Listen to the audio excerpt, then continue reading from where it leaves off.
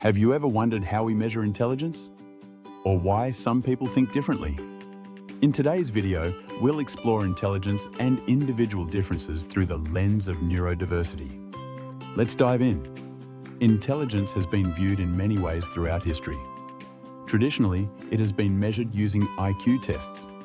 These tests aimed to quantify cognitive ability and predict academic success. But do they really capture the full essence of intelligence? IQ tests have limitations.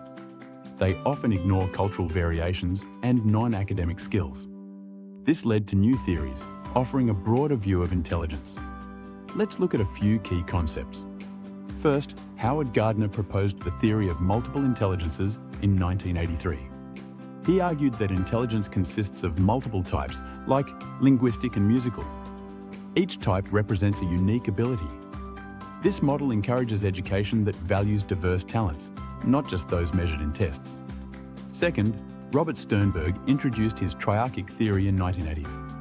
He identified three aspects of intelligence: analytical, creative, and practical. Analytical skills focus on problem solving. Creative skills deal with generating new ideas. Practical skills involve adapting to real-life situations. Sternberg's model challenges conventional testing and promotes real-world competencies. Now, here's a quick comparison of key theories. Spearman believed in a single general intelligence. Thurstone highlighted independent abilities. Gardner offered a multi-dimensional view. Sternberg emphasized practical applications. Each model has strengths and weaknesses, but adds to our understanding of intelligence. Today, we also discuss individual differences in cognition. These include temperament, personality, and cognitive style. Neurodiversity is an important concept here. It recognizes variations like autism and ADHD as natural human differences. Neurodiversity reframes these conditions as valuable, not pathological. It emphasizes strengths and alternative processing styles. For instance, some autistic individuals excel in pattern recognition. Meanwhile, those with ADHD often think creatively and innovate. Strengths-based approaches focus on abilities rather than limitations. These perspectives create tailored educational strategies. They inform vocational placements and therapeutic interventions that celebrate individual capabilities. Neurodiversity's impact reaches beyond psychology. It informs inclusive practices in education, social work, and human resources. Educators can use differentiated instruction and assistive technologies. Social workers can practice person-centered planning. Employers can adapt recruitment processes and work environments. Addressing neurodiversity comes with ethical responsibilities.